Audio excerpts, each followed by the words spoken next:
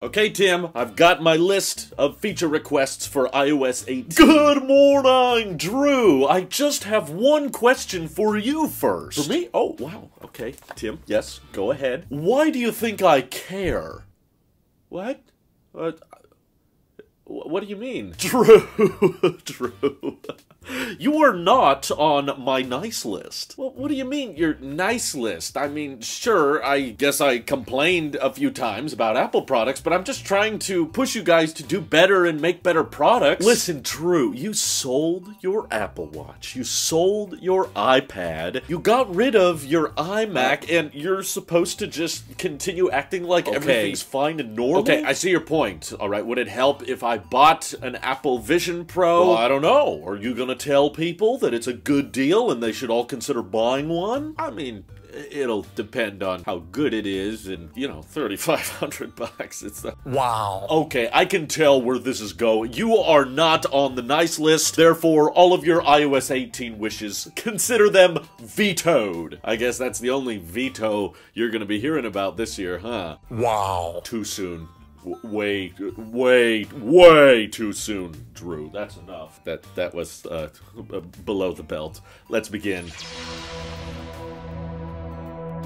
Alright, so sadly, when it comes to iOS wish lists, a lot of my answers don't change, so I specifically have built this year's iOS 18 wish list to go with the new stuff first, as in anything that's a repeat I'll save for the end and just kind of remind everybody that Apple still hasn't done whatever, but it's the new stuff I'm kicking off with, okay? And the main one that keeps coming up a lot, and I've heard a lot of people request it, and I never was very vocal about it until recently I started realizing it matters a lot to me, but having more controls over media volume versus alert volume. This, unfortunately, yes, has been a thing on Android. I get it, everybody's gonna comment that. But I'm not willing to switch to Android just for a handful of software features, okay? But it would be very nice if, along with the option to quickly adjust your volume with the volume rocker, you also had the option to adjust whether the phone was on ringer mode or not. No, I don't want a ringer switch, but also being able to control, okay, this is how loud alarms can be versus this is how loud media can be. Even if it's too complicated, it could just be an option, like for the people who know about it, they can dive into settings and have like 2 little volume sliders that pop up, but by default it can be off so you don't confuse the UI unnecessarily. Options are good, but I get that Apple wants things to be simple and intuitive and well optimized, but I think there's a healthy middle ground where you could please both parties. And on that subject of the action button, which I've been loving by the way on my 15 Pro, I still feel like it's underutilized, and maybe Apple knew that from the beginning, so they were trying to save some features to hype us up for iOS 18 with, but that's my second wish, is that there would be ways to map a double click of the action button as well as a triple click. You know, it's cool that I can just hold it down and access the camera, but there's other times where I'd like that action button to do something else, whether it would be adjusting the ringer or launching the Notes app or the Calculator app. It might not be as common as launching the camera app, so I don't want it to only have a single function, but it's an action button, right? It should do more than just one thing, so if I could map it to double click and do something else, that would be neat. Any Siri shortcut, I'm sure you guys could imagine. And other wishes are a bit more niche for me, but I don't think Apple's software is properly utilizing the USB-C port on the iPhone. Like, it's one thing that I honestly really miss about my Pixel 8 was being able to plug in my external microphone, because I record all my videos off my phone now, and just being able to have directly within the camera app the option to switch between microphone inputs. That way you know in the user interface exactly which microphone is being used, because currently, you know, it's great that they were able to film an entire Apple event on an iPhone, and Type-C allows for all of these new Pro workflows and all these new accessories to work with the iPhone, but still, when you plug in an external microphone to the iPhone, it's still kind of just like, huh? What's going on? Did you plug in headphones or something? Like, the phone doesn't know how to react, and particularly in the default camera app, which, yes, there may be some third-party camera apps that help alleviate this issue, but I don't think you should have to download a third-party app. You don't have to on Android, and I think the iPhone is probably more common in a lot of Pro video workflows than typical Android. So if people are going to be using external accessories, you should get a little pop-up if you plug in an external mic within the camera app, and a little toggle to say switch to onboard mic versus external mic. Just a tad bit more controls there. And likewise, this also stretches into my fourth wish for iOS 18, which is partially a feature request on macOS as well, but I figured I'd mention it here. There needs to be a revamped media import process for the iPhone because I've used image capture, okay? I've used Final Cut for importing videos, and I've used AirDrop, okay? And none of these options, frankly, are anywhere near as good as Android File Transfer, a very simple Mac app that essentially allows you to plug in an Android phone to your Mac, and then you can access all of the raw video files and just drag them into Finder, put them wherever you want, because the Final Cut process is slow and complicated, and basically if I want to put video files into Finder, then I have to write the videos to an external SSD, even though my iPhone is small and portable, and it's my phone, so of course I'm not going to leave it on the tripod all day, and of course I'm using my external microphone with my iPhone, and there's only one USB-C port, so if they could just improve the media and file management system so that as soon as I plug my iPhone in with my Mac, it could just be an option in Finder, especially if you're signed into the same Apple ID on both. It's getting very annoying that every time I want to import footage on my phone, I have to click a button that says, "Can you trust this computer? This computer that I've plugged into 3 times a day, every day for the past year? Can I trust this phone that is signed into the exact same Apple ID that I've hit allow for every single time?" These are unnecessary steps, okay? If the phone is unlocked and the Mac is unlocked and they're both signed into the same Apple ID and I've hit trust before on these same exact devices a million times, I shouldn't have to click it over and over again. Just trust that, yes, this is the actual user's phone and I should be able to just see all of the video files I've recorded and drag them from one window to the other to import them the same way you would do with an external SSD. It doesn't need to be this complicated handshake where you have to go into Final Cut, scroll all the way to the bottom of your entire photo library to find the most recent video, which is, by the way, constantly loading in the background. Final Cut wants to render the previews for every single picture and video when you plug in an iPhone to it. Image capture is slow, doesn't provide a progress bar. Final Cut has to pause the import process anytime you start editing something. That makes no sense to me, and I guess maybe I'm recording more videos than most, so I'm more annoyed by this than the average user, but I need a better media import process with iOS 18/macOS Weed, or whatever it ends up getting called. The fifth one, there's actually some rumors and leaks to back up, according to Mark Gurman, and in some recent interviews with Apple executives, they were wondering, are you guys feeling threatened by all the AI bots that are coming out on the market, like ChatGPT and Google's Gemini? You know, everybody has to have their own special chat bot these days, but Apple doesn't seem to be too involved. And when asked about that, the executives basically looked at each other and kind of chuckled and said, yeah, we're not too worried. So there's rumors that this may happen, but I would love to see more generative AI features kind of just built into iOS, so you don't have to download some app, or we can see Apple's take. You know, I'm sure those neural cores could be put to more use in the background, and I think Siri in general could basically just get a heck of a lot smarter if they radically rethought the way she communicates and interacts with us. I still feel like digital assistants have been absurdly slow in development and very dumb relative to what I've seen capable with these neural net trained language models, and I think they're usually a lot better at understanding context, which would be very vital and very helpful in a digital assistant. So SiriGPT, I don't know what you want to call it, but finding a way to just enhance the capabilities of Siri so that maybe it's a dedicated app, you can just chat directly to her rather than have to talk to her or hold down a side button, and she could create images if you wanted her to imagine certain things, or give you special tips if you had kind of more vague requests compared to just set a timer or send a text message. I think the digital assistants in modern day should be a lot more dynamic and understand context a lot better, and we know the technology exists and we know Apple's interested in it and it's kind of watching it closely. So if iOS 18 was the year that Siri actually got smart, that would be cool and impressive. Wish number 6 on my list is a pretty easy one because Apple's already issued a statement for it, but it still made it to the list. RCS support. I don't know if this is coming in iOS 18 or in an early software update in iOS 17. I don't care when it comes out, but at some point in 2024, we better get RCS support because I'm sick of all of the complicated texting group chats with the Android people, and I'm not gonna shame them for buying an Android phone. It's 2023, people are communicating with phones, and it's just kind of stupid for Apple to assume that, well, if you want to have read receipts or location sharing or reactions to messages, everybody needs to buy an iPhone. Come on, Apple, get over it. You know, just take the L. You already took the L with USB-C on the iPhone. You don't need to be so petty anymore. Just let people have their texting. iMessage is still better in so many ways. I did a whole video breaking down how there's still going to be advantages to iMessage even with RCS support coming, but still, it would solve a lot of frustrations with people that I'm texting if we just had RCS So that better be on iOS 18, but if it can come sooner, that's even better. Okay, and the last 4 wishes I have on the wish list are pretty much things I've already suggested in the past that just still haven't happened, but I'm doubling down on it because I still think this would be beneficial to iOS 18. Number 7, a dedicated AirPods app, okay? Because there are so many settings and controls within AirPods, and I'm kind of tired of having to jump to the settings app all the time, and it still doesn't have all the settings I want, like being able to manage which firmware they're on, when to install the update. A charge limiter would be great because optimized battery charging still doesn't understand my charge routine with AirPods, but if I could just have a little charge limiter or setting, just like the iPhone does, that lets me cap the battery at a certain amount, and then I can tell the AirPods to charge to full right before a flight, right before I'm about to use them for an extended period of time. But if I'm just using them for an hour or two here and there, I would rather them stay at 80%. AirPods have tiny batteries that degrade very, very fast, and that's what makes AirPods wear out faster. So just like how we have a charge limiter on the iPhone 15, I would love a charge limiter on AirPods, but obviously that's going to be a lot of settings and controls to bake into the settings app. So just like how we have an Apple Watch app, I'm in favor of AirPods app. Another request I've had for years, and it is still on my list at number 8, is theme packs. Yes, I know Android's had this for years, but so many people are already doing the complicated like Siri shortcuts thing where they change the app icons and they have a certain theme and a certain aesthetic going with their home screen and their apps, and I think this shouldn't be so complicated. Also, I think that it's monetizable. If like third parties or YouTubers came up with their own specialized theme packs, like the MKBHD theme pack or the Linus Tech Tips theme pack or whatever, you could make like custom designs for your lock screen, your widgets, your fonts, and the app icons, and you could download them, maybe even pay for them, and Apple gets a fee out of that. I think people are doing it anyway, and it's just a long, complicated process that's not monetizable, whereas if Apple supported different theme packs natively, which could include a retro theme pack, which could include if you wanted your iPhone to look like iOS 6 days with the old-fashioned control center and icons, then a lot of people would probably be even willing to pay to access those theme packs. And again, Apple could make a lot of money via that. So a lot of people want customization, and because iOS is pretty great in its current form, I honestly had kind of a hard time coming up with a lot of requests for my wish list because I think iOS 17 is still pretty great. Takes very good advantage of the hardware that it's running on, and theme packs I think Apple could probably even do better than Android, honestly. Number 9 on my wish list is also one that people have been asking for since the beginning of time, and I think it's kind of a silly requirement that Apple still hasn't budged on. Like, I was complaining on Twitter this morning, like, you can still have multiple apps on the same home screen. I don't know why they let you do that. Like, on the same focus mode, in the same folder, on the same page, you can have multiple apps that do the exact same thing. Why? Because, I don't know, someone might want that as an option. Okay, if you want that as an option, then Apple, why don't you let people put apps anywhere on the home screen? Why do we still have this thing where it has to go from left to right at the top and you can't put apps at the bottom, even though with these ever-growing screens, that's going to be an easier to reach location for a lot of our thumbs. Just let us put apps at the bottom first and work our way up if we so desire. Just as an option. I don't know why Apple is so strict about not allowing that, but people are doing it already by having like blank Siri shortcuts that kind of fill up the home screen. So there's obviously people doing this anyway, and they just have to do it in a long, complicated way, and I don't think they should have to. People are going to do it regardless of Apple supports it or not, so they might as well just support it natively. Save us all a bunch of time. And number 10 is one I've been asking for months, and it should go without saying, but when it comes to backwards compatibility, all iPhones that are running iOS 18 or 17, honestly, should get a charge limiter. I know it's great on the iPhone 15 that I can cap it at 80%. A lot of us have wireless chargers at our desks, in our cars. We don't need our batteries to be stuck at 100% all the time, degrading extra quickly. So I'm all in favor of that iPhone 15 feature being brought down to older iPhones. I see no evidence that there's something inherently broken with older iPhones that prevents them from having a charge limiter. It's just a line of code that says like, okay, stop charging the battery at this percentage. The exact same code that tells the battery to stop charging for optimized battery charging. It stops at 80% and it could just stay there because the optimized charging algorithm doesn't know my charge routine still. So bring that to older iPhones, and my hope is, because iOS 17 killed support for a lot of older iPhones, please bring iOS 18 to to all iPhones that got iOS 17. I don't think it's time to kill off the iPhone XS yet. It's still got some neural cores in that A12 chip, right? And a lot of people dropped $1,100 for the first time on an iPhone with the XS Max. I think an $1,100